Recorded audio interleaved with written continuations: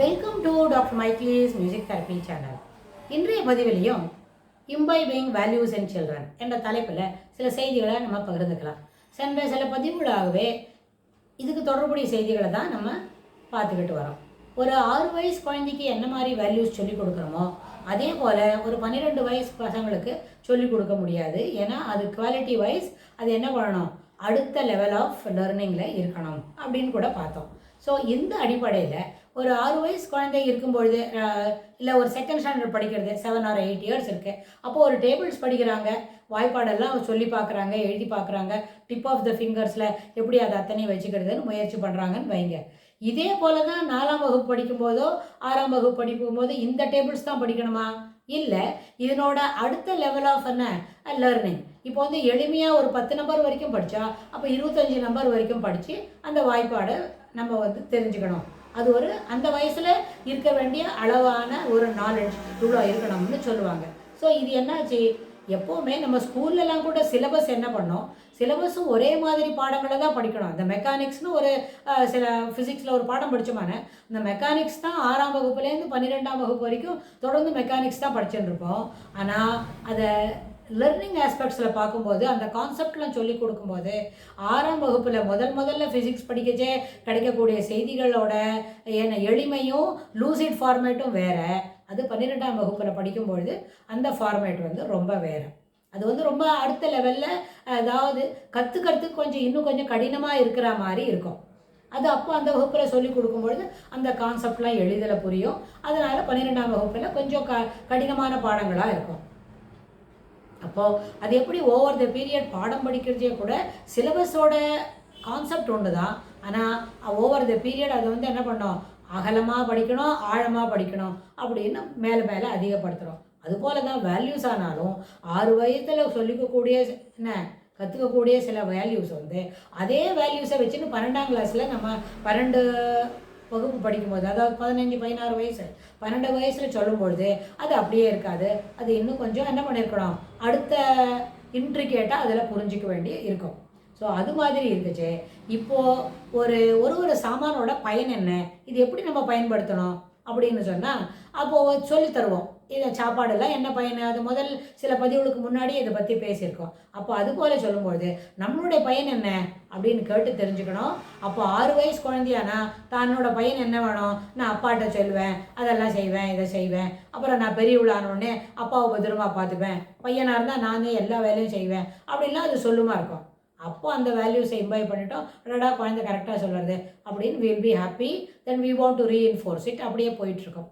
அப்போது அடுத்த வகுப்பில் இன்னும் 2 வயசு கூடும்பொழுது அவனுக்கு இன்னும் கொஞ்சம் அதில் என்ன இருக்கணும், அதே வேர்ட்ஸ் தான், அந்த concept may be the same, but it has to be என்ன பண்ணணும், என்ஹான்ஸ்டு, இன்னும் கொஞ்சம் பெரிய அளவில் அதை நம்ம சொல்லிக் கொடுக்க முடியும். அதனால் அதுக்கு எப்போ சொல்லிக் கொடுக்கணும், இப்போது hard work and perseverance doesn't have any substitute. பர்சீவரன்ஸ்னால் என்ன, தொடர்ந்து பொறுமையாக அதில் நீங்கள் முயற்சி பண்ணிக்கிட்டே இருக்கணும். முயற்சி பண்ணினா துளியாக என்ன பண்ணணும், அதில் இம்ப்ரூவ்மெண்ட் கிடைக்கும். பெரிய பாடம் படிக்கணும்னா அதை செக்மெண்ட் வச்சு படிக்கணும். அதுபோல் அப்புறம் என்ன பண்ணணும், பர்சீவரன்ஸும் ஹார்ட் ஒர்க்கும் it should go together and அதுக்கு சப்ஸ்டிடியூட் கிடையாது. அப்புறம் சக்ஸஸ் என்னது, தொடர்ந்து நம்ம முயற்சி பண்ணும்போது நம்மளுக்கு கிடைக்கும். வெற்றி எப்போ கிடைக்கும், இந்த பர்சீவரன்ஸும் ஹார்ட் ஒர்க்கும் இருந்தால் கண்டிப்பாக வெற்றி நமதே, நாளைய வெற்றி நமது தான் அப்படின்ற அளவுக்கு பசங்களை நம்ம ஊக்கப்படுத்த முடியும். அதனால் பொறுமையாகவும் என்ன கடின உழைப்பும் அத்தியாவசியம்னு நம்ம புரிய வைக்கணும். அது படிக்கிறதுக்காக இருந்தாலும் பயன்படும், வீட்டு வேலையில் செய்து அப்பா அம்மாவுக்கு துணையாக இருக்கணுமா இருந்தாலும் அது பயன்படும். இன்னும் வெளி உலகத்துக்கு போய் சமுதாயத்தில் சோஷியல் இன்ட்ராக்ஷனில் எதுவும் ஒரு முக்கியமான சமுதாயத்துக்கு என்ன சீர்படக்கூடிய, சமுதாயத்தை சீர்மையாக்கக்கூடிய சில வேலைகளை செய்கிறதா இருந்தாலும் இந்த perseverance and hard work will be of good help அப்படின்னு அந்த பசங்களுக்கு புரியும். அதே மாதிரி ஹியூமிலிட்டி ரொம்ப ரொம்ப பவ்யமாக இருக்கணும். எப்போவுமே சிறப்பான விஷயங்கள் இதை செய்து தரேன் அப்படின்னு சொல்லணும். அப்படி சொல்கிறதுனால எந்த விதமான நஷ்டம் கேட்டுக்கிறவங்களுக்கும் இல்லை, சொல்கிறவங்களுக்கும் முதலே இல்லை. ஏன்னா நம்ம சொல்லத்தான் செய்கிறோம். ஆனால் அதனால் என்ன பண்ணலாம், தொடர்ந்து நம்ம வினயமாக இருந்து அந்த வேலைகளை செய்து முடிக்கலாம். அப்புறம் இதே ஒரு விஷயத்தும் அப்படி தொடர்ந்து நம்ம சொல்லிகிட்டே இருக்க முடியும். இதோட கூட சொல்லும்பொழுது இந்த ஹியூமிலிட்டி சொல்கிறோமா, அதுக்கப்புறம் தொடர்ந்து ஒரு விஷயத்தை நம்ம செய்கிறோம்.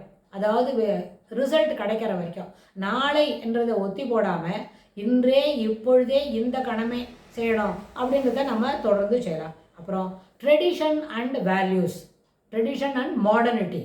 இப்போ பழையமையும் ஒதுக்கி தள்ளாமல் புதுமையும் சேர்த்துக்கிட்டு அப்போ என்ன பண்ணோம், ட்ரெடிஷனும் மாடர்னிட்டியும் ஒன்றா போகணும். ட்ரெடிஷன்னா என்ன சொல்லணும், பெரியவங்களுக்கு பவ்யமாக இருக்கணும், சாமி கும்பிடணும், என்ன ஒழுக்கமாக இருக்கணும், சீலமாக இருக்கணும், என்ன நல்ல நடத்தைகளை உடையவனாக இருக்கணும், பண்பாளனாக இருக்கணும், இதெல்லாம் ட்ரெடிஷன் தான். ஆனால் மாடர்னிட்டி என்ன, எல்லாத்தையும் வேகமாக செய்யணும், கேட்ஜெட் பயன்படுத்தி சீக்கிரமாக வேலை செய்யணும், சுத்தமாக இருக்கிறதுக்கு வந்து மேனுவலாக பண்ணுறதுக்காட்டிலும் we can have the machines support and make things happen.